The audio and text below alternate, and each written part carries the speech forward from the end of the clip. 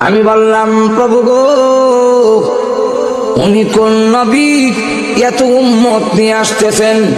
আল্লাহ বলেন, উনি হলেন বনি ইসরাইলের জলিলুল কদর পয়গম্বর মুসা আলাইহিস সালাতু সালাম।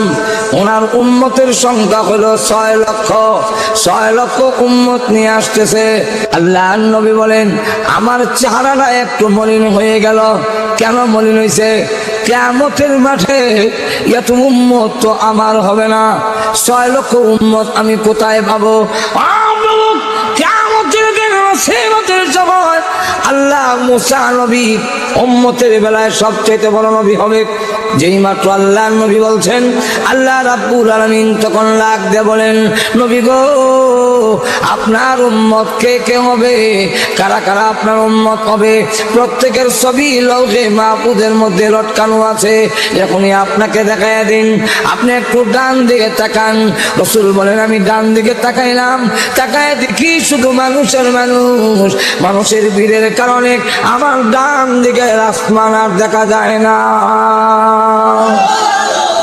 আমাকে বলা হইল, আবার বাম দিকে তাকান। নবী বাম দিকে তাকাইছেন। তাকায় দেখেন শুধু মানুষের মানুষ। মানুষের ভিড়ের কারণে বাম দিকে আসমান দেখা যায় না। আল্লাহ বলেন, উপর দিকে তাকান। উপর দিকে তাকাইলাম। তাকায় দেখি শুধু মানুষের মানুষ।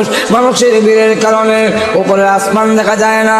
এমনি আল্লাহ ডাক দিল, নবীজি, মুসা নবীর মাত্র 6 লক্ষ উম্মত দেখে আপনার চেহারা মলিন হয়েছিল। ডাইনে বামে উপরে 6 লক্ষ নয়, 6 কোটি নয়। এই যত মানুষ দেখলেন, সকল মানুষ হবে আপনি বিশ্ব নবীর উম্মত।